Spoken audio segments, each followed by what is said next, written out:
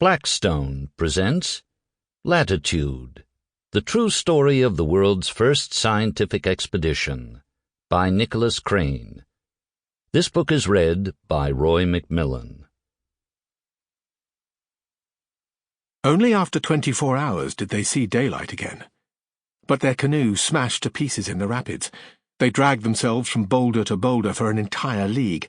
Finally, they emerged into an immense open plain bordered by inaccessible mountains. Here, the land had been cultivated as much for beauty as from necessity, for everywhere the useful was joined to the agreeable. Voltaire, Candide or Optimism, 1759. Chapter 1. The tide was turning. Soon the moon would pull the sea down the Black River. From the darkness came the gargle of water on wet mud and the eerie calls of unseen birds. On the west bank, the roofs and towers of Rochefort fused with the inky sky. A muffled clunk carried through the damp air. Boatmen were taking to their oars. The waiting was almost over. The ship's hull shivered as her 3 masts turned across the fading stars. Morning had broken, on the 12th of May, 1735. Portefaix was crammed with over 100 passengers and a cargo of grain and cannon. Like most ships of the French fleet bound for the colonies, the hold was loaded to capacity. All on board hoped for a safe passage. 18 years was a long time for a ship to be working the seas.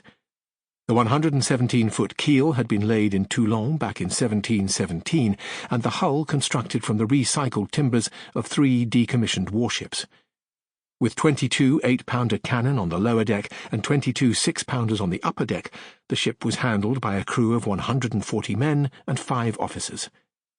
They were commanded by Lieutenant Guillaume de Mecha. The last month had been frustrating. Included on the ship's manifest was the geodesic mission to the equator, an unruly gaggle of universitaires, assistants and servants that had washed up on the Charente from all corners of France with an unimaginable quantity of baggage, scientific instruments, and letters of authority from the king. They had more than 20 trunks of books. One of them had brought a dog. Instructions had been sent to Rochefort's navy intendant, the crown official charged with the port's operation, to supply the mission with swords, muskets, powder and ammunition, tents and blankets, surgical equipment and cooking utensils. More than 60 crates and trunks had accumulated on... Sample complete. Ready to continue?